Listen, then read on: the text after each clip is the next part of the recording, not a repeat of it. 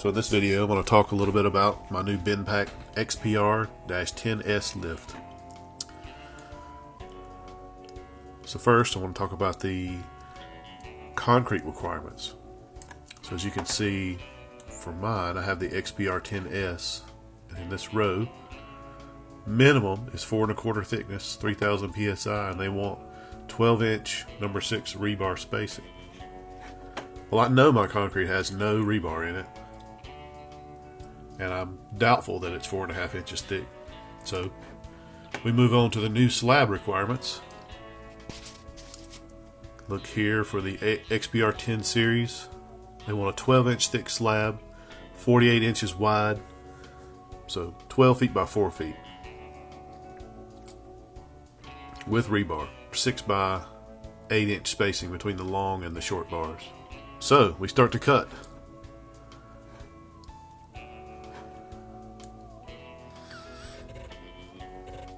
And you can see once we get a piece of the slab out, I don't think it's anywhere close to 4 1/4 inches, and there's certainly no rebar in it. But I would say, take your jackhammer and go all the way around the edges to get it all broken up and get a few of those pieces out. And if you have something like a tractor with pallet forks, it makes it so much easier. You can just reach in there, grab a hunk of the slab, pull it out, take it, get rid of it, come back and get the rest.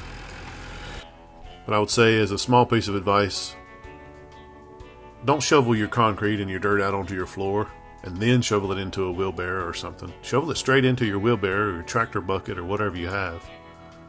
I mean, save all the steps you can, because shoveling sucks. So now we move towards getting the hole 12 inches deep with the tractor, with a shovel, with a dog, however you can do it.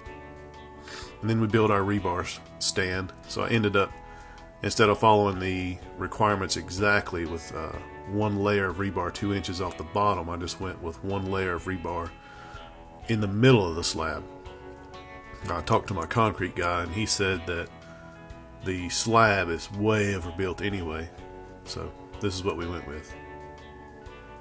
You can see several shots of that. And then we put down some tarp or plastic or whatever in the bottom, prevent moisture from seeping up through. And then all along the sides of the existing, we drilled and hammered in pieces of rebar so we can tie the new slab to the old. And on the ends of my slab, I undercut it by 6 inches. In other words, dug the dirt out underneath the slab so to help it lock in even better. And then here we have the new concrete poured. And then here's my good friend Joe at Bowles Paving finishing it out. And then there you have it, covered in dog prints. What do you do with your extra concrete? I had them pour it out into a long sidewalk-like shape, and then I cut it up and made this raised strawberry bed. Okay, here's the delivery of the lift. That's what it looks like when I pulled it off the truck. It took both mine and my neighbor's tractors, because you have to pick it up from one end to pull it out of the truck. And there's my dad sitting there thinking about things, being supervised by the dog. And here we have the post upright, trying to figure out what to do next. Now let's drill some holes.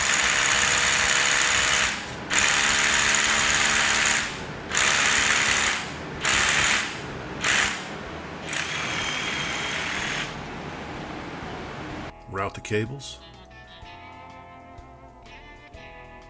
There you have it. One lift.